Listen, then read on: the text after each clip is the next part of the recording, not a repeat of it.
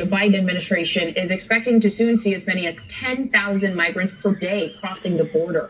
Pandemic-era rules set to expire this week. ABC's Maria Villarreal joins us from El Paso, Texas, as conditions there are worsening. Maria, good morning to you.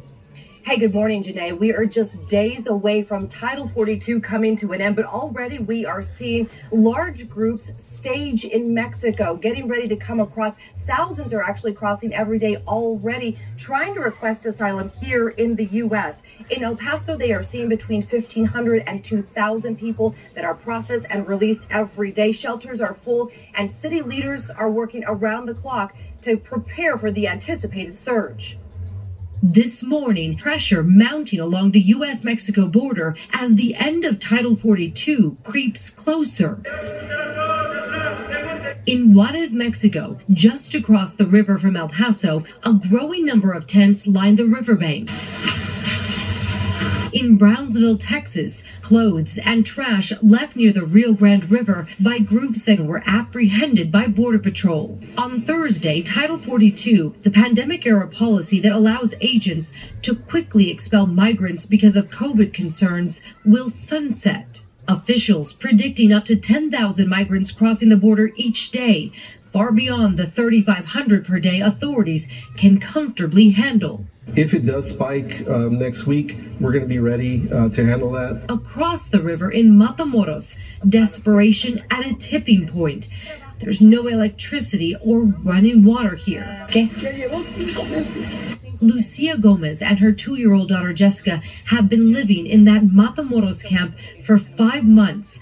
Unable to get an appointment to request asylum, her patience is dwindling as the dangers of living here get worse. On the ground with Border Patrol in Texas, Homeland Security Secretary Alejandro Mayorkas tells us they are surging resources to the border. We are maximizing the resources we have to deliver the most efficient result.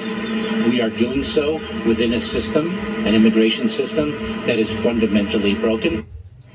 Beyond the border, there is a big concern about the ripple effect this could have on the rest of the country. Most of the migrants that are picked up and then processed are released, and they don't want to stay in these border communities. They end up in places like, Florida, Chicago, Washington, D.C., and New York. And now those areas are saying that their resources are strained. They're asking Congress to get more involved on a long-term solution that could affect our immigration system.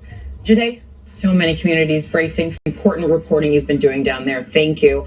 Now let's bring in ABC's Elizabeth Schulze at the White House for more now on how the administration is gearing up to handle the influx of migrants expected. Elizabeth, good morning to you.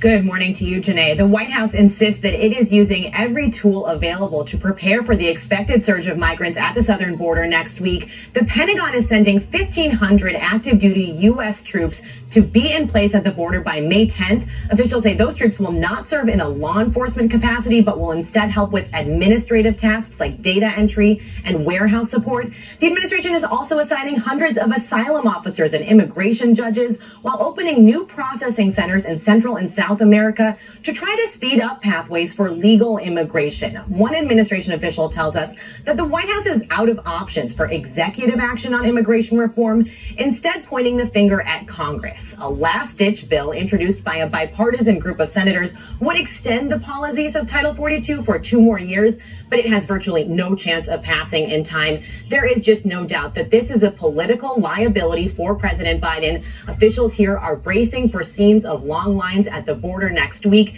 and for the backlash from Republicans who've been blasting the president for 2 years over his immigration policies. Wait.